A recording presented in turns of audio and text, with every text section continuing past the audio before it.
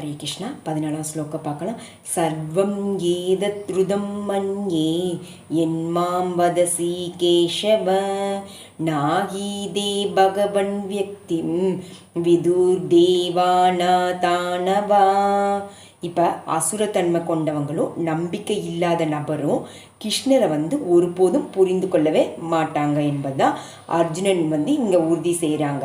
அவரை தேவர்களாலேயே தெரிஞ்சு கொள்ள முடியாதபடி நவீன உலகின் இந்த பெயரளவு அறிஞர்களை பற்றி என்ன சொல்வது? பரமபுருஷன் கருணையினால், அதாவது தேவர்கள் கூட கிருஷ்ணரை முழுமையை புரிஞ்சுக்கொள்ளாத அந்த நிலையில் இப்போ நம்ம பெயரளவு இந்த அறிஞர்களை பற்றி என்ன சொல்ல முடியும்? பரமபுருஷனின் கருணையினால பரம உண்மை கிருஷ்ணர் தான் என்றும் அவரே பக்குவமான நபர் என்றும் அர்ஜுனர் புரிந்து கொண்டாங்க. அதனால தான் நம் அர்ஜுனன் பாதையை பின்பற்றணும். பகவத்கீதைக்கு அர்ஜுனன் அதிகாரம் பெற்றவராவார்.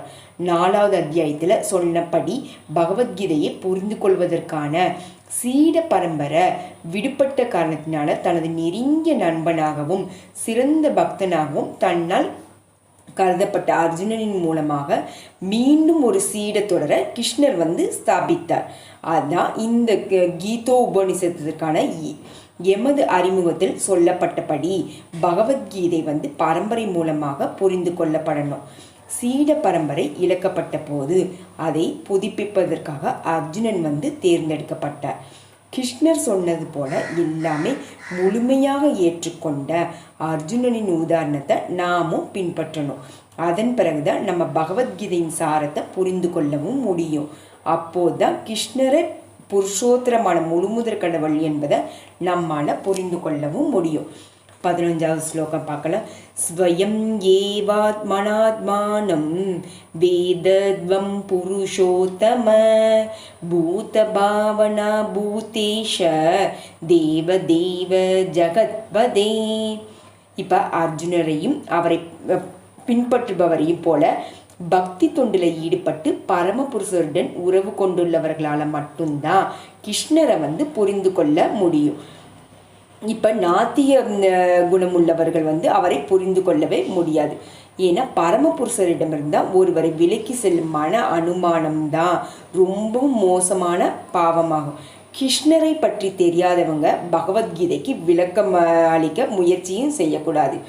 பகவத்கீதை கிருஷ்ணரால் உரைக்கப்பட்டது தான். இது கிருஷ்ண விஞ்ஞானம் என்பதனால அர்ஜுனன் எப்படி புரிந்து கொண்டாரோ அதே போல கிருஷ்ணரிடமிருந்து புரிந்து கொள்ளப்படணும். பரம உண்மை 3 விதங்களில் உணரப்படுது. அருவ பிரம்மன், உள்ளிருக்கும் பரமாத்மா, இறுதியா பரமபுருஷ பகவான். அதனால தான் பரம உண்மையை புரிந்து கொள்பவங்க அதன் இறுதி நிலையில பரமபுருஷ பகவானிடமிருந்தே வர்றாங்க. சாதாரண மனிதன் மட்டும் இல்லை, அருவ பிரம்மனையோ உள்ளிருக்கும் பரமாத்மாவையோ உணர்ந்த முக்தி பெற்ற மனிதனும் கூட பகவானிடம் வியக்தித்வத்தை, அதாவது ஒரு நபர் என்பதை புரிந்து கொள்ள முடிகிறதே இல்லை.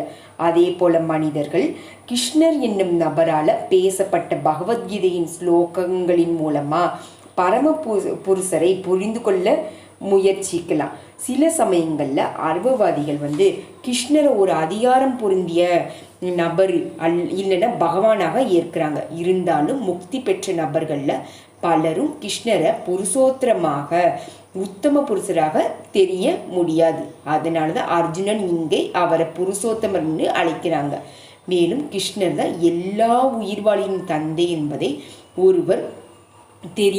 ஒருத்தருக்கு தெரியாமல் இருக்கிறதுனால என்பதற்காக அர்ஜுனன் அவரை பூத பாவனன்னு அழைக்கிறாங்க. எல்லா உயிர்வாளிகளின் தந்தையாக அவரை ஒருவர் அறிந்து கொண்டாலும் அதே பரமபுருஷ ஆளுநர் என்பதை தெரியாமலும் இருக்கலாம்.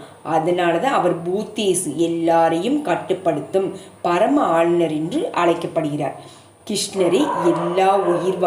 கிருஷ்ணரே பரம ஆளுநர்னு அழைக்கப்படுறார். அவர் தான் ஜெகப்தின்னு அழைக்கவும் படுறார். இதே போல கிருஷ்ணரை பற்றிய உண்மை அதை உணர்ந்த அர்ஜுனன் மூலமா இந்த ஸ்லோகத்தில் நிலைநிறுத்தப்படுது. கிருஷ்ணரை உள்ளபடி புரிந்து கொள்ள நாம் அர்ஜுனனின் அடிசுவடுகளை பின்பற்றணும். ஹரே கிருஷ்ண கிருஷ்ண கிருஷ்ண ஹரே ஹரே, ஹரே ராம ராம ஹரே ஹரே, ஹரே கிருஷ்ணா.